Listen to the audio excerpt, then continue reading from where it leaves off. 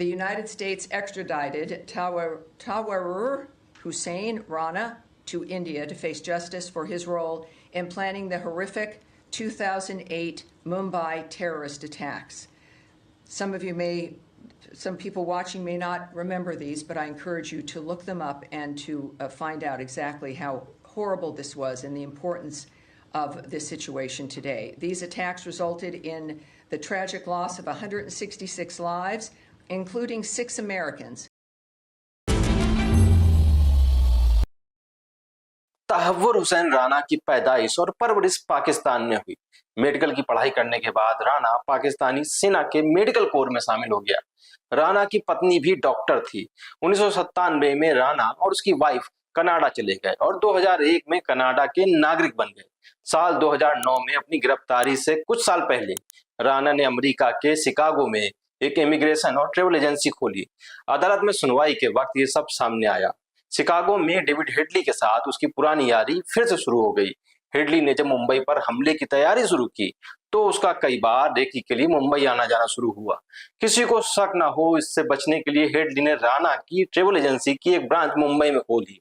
अदालत को यह भी बताया गया कि राना पाकिस्तान की लश्कर तैयबा के इशारे पर यह सब कर रहा था। मुंबई अटैक जिसमें 166 लोगों की जान गई, जान गंवाने वालों में 6 अमेरिकी नागरिक भी थे, तो अमेरिका ने राना को पकड़ा और रगड़ दिया। भारत भी गुनाह और आतंक के इस पर्याय से वो सब उगलवाना चाहता है जिससे मुंबई अटैक की तफ्तीश की 20 की कड़ी पूरी हो सके। इसलिए तहव्वुर राना को एनआईए इंडिया लेकर आई। नमस्कार, मैं हूं अनुराग त्रिपाठी। आज बात पाक के नापाक किरदारों की करेंगे इन्होंने देश को एक वक्त दहला दिया। 26/11 का मास्टरमाइंड हाफिज सईद, लश्कर तैयबा का फाउंडर, हिंदुस्तान ही नहीं अमेरिका का भी वांटेड, जिसके सिर पर अमेरिका ने $10 मिलियन का इनाम रखा है। फांसी से पहले कसाब इस बात की तस्दीक कर गया कि 26/11 का प्लान हाफिज सईद का ही था। हेडली का भी कबूलनामा था कि कराची कंट्रोल रूम में खुद हाफिज मौजूद था और वही कसाब जैसी अनगाइडेड मिसाइल को कराची बैठ हैंडल कर रहा था। हाफिज के बाद नंबर आता है लश्कर के चीफ कमांडर जकी उर रहमान लखवी उर चाचू का। लखवी ही वो शख्स है जिसने मुंबई में टारगेट चुने और फिर कसाब जैसी 10 अनगाइडेड मिसाइलों को लॉन्चिंग के लिए तैयार किया। लखवी 26/11 के वक्त हाफिज के साथ कराची कंट्रोल रूम में इस ऑपरेशन को कमांड कर रहा था। साल 2000 में हुआ लाल किला अटैक और 2008 के रामपुर अटैक का मास्टरमाइंड भी लखवी था। इन दोनों के बाद नंबर आता है 26/11 के प्रोजेक्ट मैनेजर सज्जाद मीर का। इस ग्लोबल टेररिस्ट पर $5 मिलियन का इनाम है। डेविड हेडली ने मुंबई अटैक से पहले रेकी की, उसे सज्जाद मीर ने ही प्रोजेक्ट में शामिल किया था। इस टेरर अटैक में एक मेजर किरदार मेजर इकबाल का भी है, पाकिस्तान की बदनाम एजेंसी ISI का अफसर, हमले का हैंडलर। मुंबई की रेकी के लिए हेडली को $25,000 की फंडिंग इकबाल ने ही की।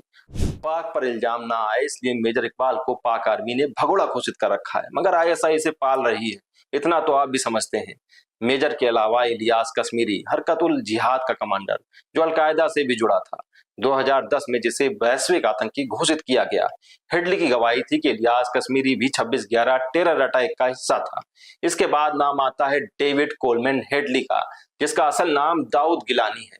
पाकिस्तानी मूल का अमरीकी, जिसने 2002 से 2005 तक 5 बार लश्कर के कैंप में ट्रेनिंग ली और फिर मुंबई अटैक से पहले रेकी का रूट प्लान तैयार किया। 2009 में पकड़ में आने के बाद डेविड हेडली ने जब मुंह खोला तो एक एक कर सिरे से सिरे जुड़ते चले गए। डेविड हेडली ही वो शख्स था जिसने तहव्वुर राना को साजिश में शामिल किया।